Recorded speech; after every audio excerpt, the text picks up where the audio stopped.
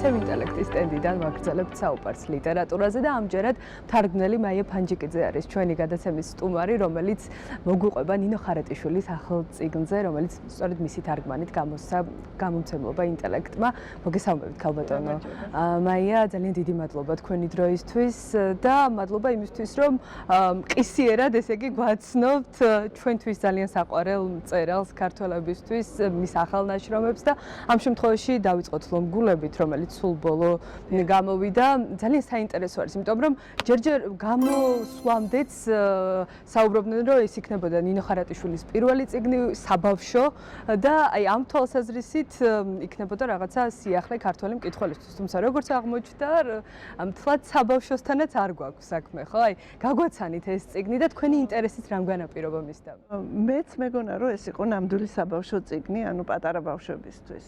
მაგრამ როდესაც წავიკითხე, აღმოჩნდა, რომ ასე არ არის. რა თქმა უნდა, მაინც საბავშვო წიგნია, არის ილუსტრირებული, ძალიან ლამაზი ილუსტრაციებია.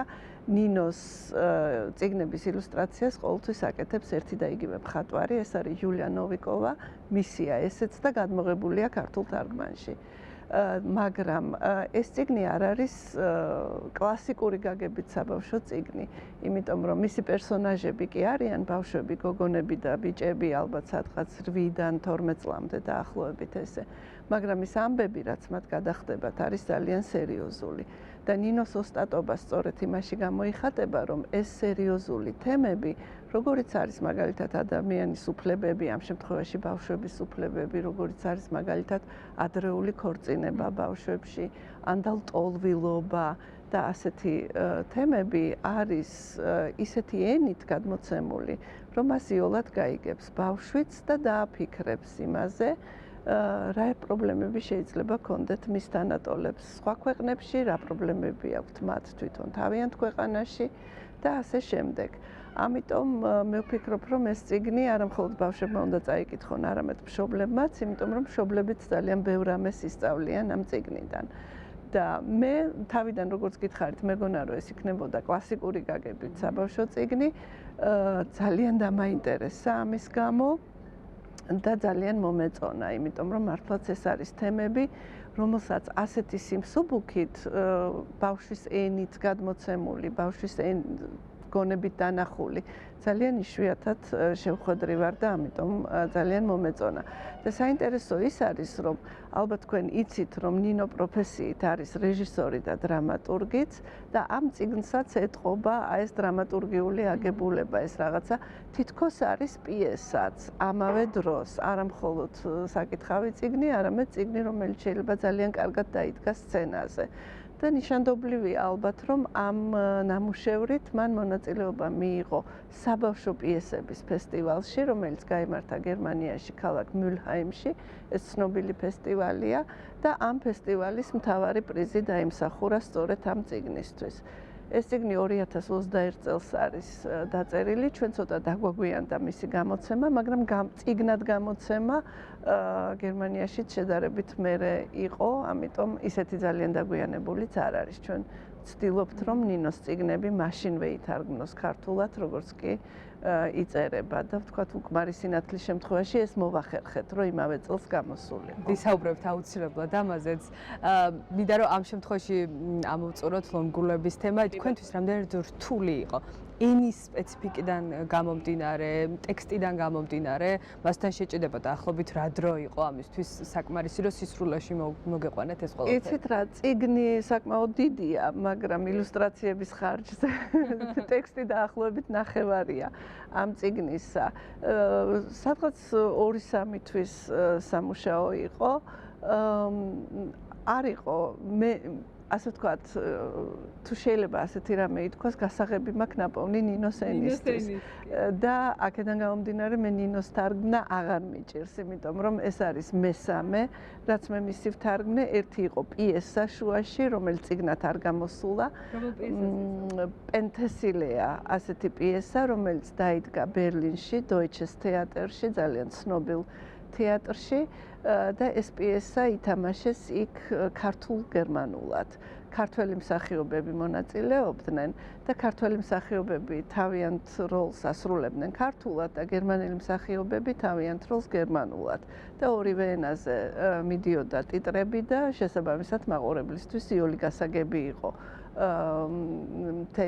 მთლიანი პიესა, მაგრამ ის წიგნად არ გამოსულა, მაგრამ ჩემთვის ის ასევე იყო ნინოს ენასთან პირველი შეჭიდება? მეორე შეჭიდება და ასე ვთქვათ ამ გასაღების ძებნაში ეს პიესა ძალიან დამეხმარა. და აქედან გამომდინარე ეს მესამე გამოდის სინამდვილეში. პირველი იყო უკმარი სინათლე. აი როგორ დაიწყო მართლა ამ გასაღების ძიება, თუნდაც უკმარი სინათლის შემთხვევაში, აი ამ წიგნმა როგორ ჩაგითრიათ თქვენ, როგორ დაგაინტერესათ ისე რომ ასე ვთქვათ, აი შეეჭიდეთ გერმანულ ლიტერატურას. იცით რა, ეს პენტესილიაც, ეს პიესაც და ეს წიგნიც ლომგულები არც ერთი საქართველოში არ ხდება და ქართულ სინამდვილესთან მას ასეთი პირდაპირი კავშირი არ აქვს. რასაკვირველია, ნინოს არც ერთი წიგნი არ შეიძლება განვიხილოთ განყენებულად საქართველოსგან, იმიტომ ფიქრი საქართველოზე ყველა წიგნს დევს თან. და ვთქვათ, შეიძლება არ ახსენებდეს საერთოდ, მაგრამ ის, რასაც ამბობს, რაღაცნაირად ეხებოდეს ან დღევანდელ მოვლენებს, ან წარსულ მოვლენებს, რაღაცას, რაც საქართველოდან გაჰყვა მას ისეთი, რომელიც მუდმივად მასთან იქნება. უკმარ სინათლეს რაც შეეხება, ეს არის ნინოს ყველაზე ქართული წიგნი, მე ვიტყოდი, იმიტომ რომ თავიდან ბოლომდე საქართველოში ხდება მოქმედება, ну კი არის ვთქვათ იქ ნაწილი, რომელიც ევროპაში ხდება, მაგრამ ყოველ შემთხვევაში ამბავი, რომელსაც ისყვება 90-იანი წლების საქართველოსი, ის ნამდვილად ყველაფერი აქ არის მომხდარი თბილისში, უფრო მეტიც ერთ უბანში ფაქტიურად, რომელიც არის მერე სიმბოლო მთელი ქვეყნისა. და აი ამ რაღაცა პარაბოლური აგებულება აქ ამ რომანს, რომ ამ ერთი პატარა უბნით, ერთი პატარა სამეგობროს მაგალითზე მთელი ქვეყნის ისტორია მოყოლილი, იმ პერიოდის ისტორია. ამიტომ რადგან ეს იყო ძალიან ქართული წიგნი, ასე ვთქვათ, გერმანულად დაწერილი, ის ისევ ქართული წიგნი უნდა გამხდარიყო ქართულ ენაზე. და აი ეს იყო ვთქვათ ამ გასაღების პოვნის მთავარი ამოცანა, რომ ეს წიგნი არ უნდა ყოფილიყო, არ უნდა გეგრძნო, რომ ეს არის თარგმანი. ის უნდა ყოფილიყო ისეთი ქართულით, რომ შენ გეგრძნო, რომ ეს მოქმედება, ეს ამბავი მართლა საქართველოში ხდება და მართლა ქართველების მოყოლილია. და აი ეს იყო ასე ვთქვათ მთავარი ამოცანა ჩემი და რა ვიცი, მე მგონი მართლაც ქართული წიგნი გამოვიდა და ძალიან ბევრი მიდასტურებს ამას, რომ ეს განცდა აქონიათ, რომ ხო, ну ნინოს წიგნები ყოველთვის ბესტსელერი ხდება, არა მხოლოდ საქართველოში, არამედ ყველგან სადაც გამოდის და ეხლა ველოდებით მის ახალ რომანს და რაზე იწყებთ მუშაობაში? არა, ჯერ არ არის დამთავრებული, მაგრამ ვიცი რომ ახალ რომანზე მუშაობს და შემდეგ უკვე ავტომატურად თქვენს ჩაერთვებით ამ ამბავში. იმედია როგორც კი დაამთავრებს და გამოვა გერმანულად, მაშინვე დავიწყებთ ჩვენს თარგმნას აქ. ზოგადად აი ამ საქმიანობაზეც რომ ვისაუბროთ, რასთან გვაქვს საქმე, როდესაც საქმე ეხება მთარგმნელობით საქმიანობას, ამ პროფესიას, რამდენად დიდ სირთულეებს უკავშირდება და რა არის ხოლმე შემდეგ ის ამონაგები, რაც აი ამ რთული საკმაოდ შრომატევადი საქმიანობიდან იღებს თქვენ როგორც ამ ყველაფრის შემოქმედი. იცით რა არის, რა ვიცი, მე საერთოდ ესე მგონია, რომ ნებისმიერ საქმე, რომელსაც ხელს მოკიდებ, უნდა გიყვარდეს. თუ არ გიყვარს, ვერ გააკეთებ კარგად. ძალიან შრომატევადია, მაგრამ ძალიან დიდი სიხარული მოაქვს. აი ხანდახან არის ხოლმე, რომ ვთქვათ რაღაცა აგეკვიატება, რაღაც სიტყვა, რაღაც ფრაზა, რაღაც ეპიზოდი, რაღაც პასაჟი წიგნიდან და ვთქვათ თარგმნი, მაგრამ არ ხარ ბოლომდე კმაყოფილი და მოგდებს მე მთელი ეს შეიძლება ერთი სიტყვა აგეკვიატოს და მთელი დღე არ მოგასვენოს და უცებ შეიძლება ძილში გაგახსენდეს, რომ აი ამ სიტყვას ეს შესატყვისი მოუხდებოდა ვთქვათ ქართულად და აი ამ პოვნის სიხარულის განცდა თუ შეგიძლია, მაშინ აუცილებლად სიამოვნებას მოგანიჭებს თარგმანი. აი მე ყოველ შემთხვევაში ესე ვარ, რომ აი ხანდა აი სხვა შორის ამ წიგნში ლომგულებში არის ერთი პერსონაჟი, რომელსაც ძალიან უყვარს ანდაზებით ლაპარაკი და ანდაზები ასევე უნდა თარგმნო ანდაზებად, ხო? გერმანული ანდაზებისთვის უნდა იპოვო ქართული შესატყვისი ანდაზები. ანდაზა ისეთი რამეა, დაბადებულია ხალხის წიაღში საუკუნეების წინ, ხალხის სიბრძნის მაჩვენებელია თითეული ანდაზა და რადგანაც ხალხები ძალიან გვანან ერთმანეთს, ბევრ ენაში არის ერთნაირი ანდაზა და არსებობს ზუსტი შესატყვისები, მაგრამ რა თქმა უნდა ყველა ანდაზას ასეთი ზუსტი შესატყვისი არ მოეძებნება გერმანულს, ქართულში და პირიქით თუ გნებავთ. და აი ამ ანდაზების ძებნა მაგალითად იყო ერთ-ერთი ყველაზე აზარტული მომენტი ამ წიგნის თარგმნისას, რომ აი ამ გერმანული ანდაზების ისეთი შესატყვისი მომეძებნა, რომელიც არ იქნებოდა ძალიან სპეციფიურად ქართულ ხალხური, უფრო უნივერსალური იქნებოდა, მაგრამ ზუსტად შეესატყვისებოდა. და აი ამ მოძებნით და ამ პოვნით მონიჭებული სიხარული ჩემთვის იყო, ვთქვათ, ერთ-ერთი ყველაზე დასამახსოვრებელი ამ წიგნის თარგმნისას. და ესეთი რამე ხშირად არის. თქვენ შემოქმედებას რომ გადავხედოთ, ყველაზე მეტად რომელმა წიგნმა მოგანიჭათ ეს პოვნის სიხარული ყველაზე ძლიერად? იცით რა, საერთოდ როდესაც რომელიმე უცხოელ ავტორს აქვს ძალიან გამოკვეთილი სტილი და იმ გამოკვეთილი სტილის შესაბამის ენას იპოვი თარგმანში, აი ეს არის ალბათ ყველაზე რთული ასეთი ავტორის შესაბამისი ენის პოვნა და შესაბამისად სიხარულიც მეტია. და ასეთი ავტორი ჩემთვის არის თომას ბერნჰარდი, ავსტრიელი მწერალი, რომლის 4 წიგნი მაქვს ნათარგმნი და ეხლა მეხუთეზე უკვე გვაქვს, ასე ვთქვათ, მოლაპარაკება, რომ მეხუთეც უნდა ვთარგმნოთ, მისი მთავარი ნაწარმოები, რომელსაც ძალიან სპეციფიური ენა აქვს.